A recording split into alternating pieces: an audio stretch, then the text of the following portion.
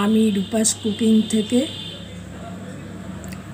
বেসন পাউরুটি দিয়ে একটা ভুজিয়া বানিয়ে দেখাচ্ছি, যেটাকে বলে পেঁয়াজি।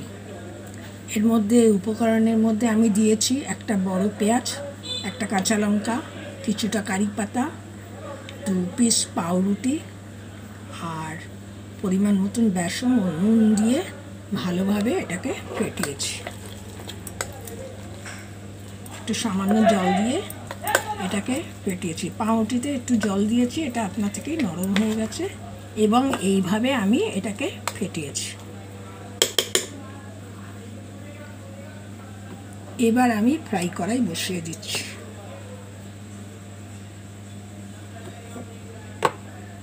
একটা ছোট ফ্রাই কড়াই বসিয়ে দিলাম। এবার আমি ইন্ডাকশনটা চালু করে দিলাম। এবার আমি পরিমাণ মতন সাদা তেল দিয়ে দিচ্ছি।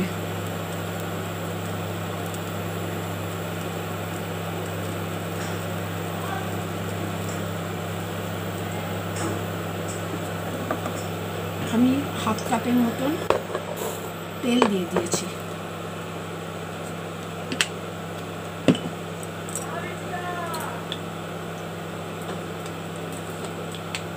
এবার আমি সামান্য একটু হলুদ ছিটিয়ে দিলাম তেলে।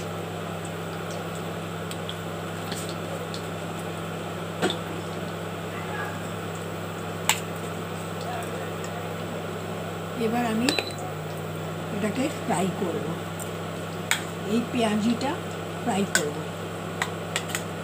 পাউরুটি দিয়ে আপনারা বেসন দিয়ে করবেন, খুব ভালো হয়, মচমচে হয় এবং খেতে সুস্বাদু হয়।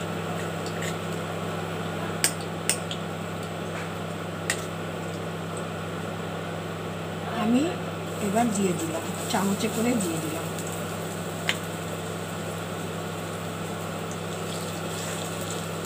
এতে বেসনটা কম লাগে। এর মধ্যে আপনারা আলু সেদ্ধও দিতে পারেন, অনেক কিছু সবজিও বাঁধাকপিও দিতে পারেন, কিন্তু আমি এটা শুধু পেঁয়াজ দিয়ে করেছি, পাউরুটি আর পেঁয়াজ।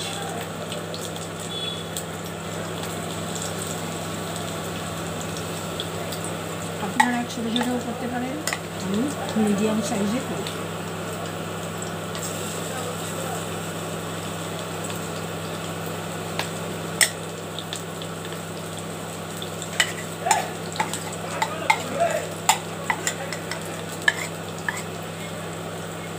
আপনারা এটা মুড়ি দিয়ে, ডাল ভাত দিয়েও খেতে পারেন, আবার গরম ভাতেও ঘি দিয়ে খেতে পারেন।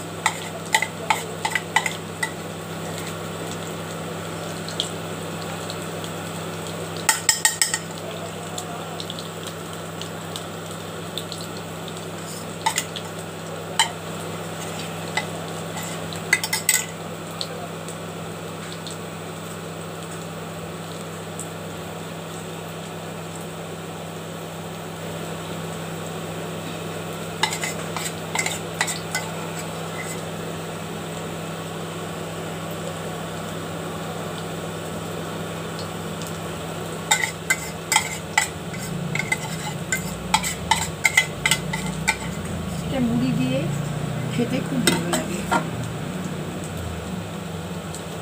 আমি রূপাস কুকিং থেকে এই রেসিপিটা আপনাদের বানিয়ে দেখালাম।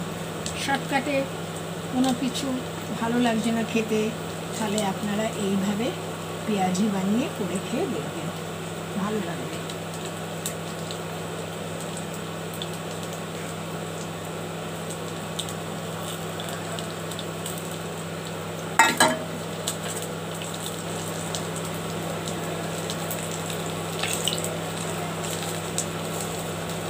পাউরুটি দেওয়ার জন্য এটা মচমচে হবে, শুধু বেসন দিলে অত মচমচে হয় না, চালের গুঁড়ো দিতে লাগে, বিস্কুটের গুঁড়ো দিতে লাগে। আমার এক পিঠ হয়ে গেছে, একটা উল্টে দিলাম।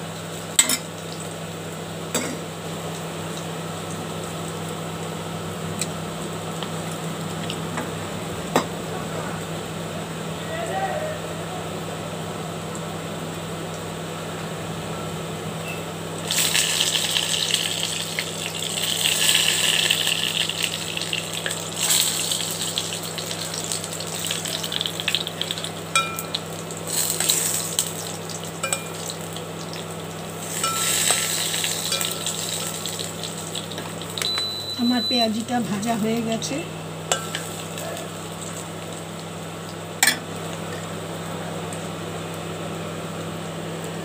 আমার পেঁয়াজিটা ভাজা হয়ে গেছে। আপনাদের কেমন লাগলো আপনারা লাইক, শেয়ার ও কমেন্টস করে আমাকে জানাবেন। ধন্যবাদ।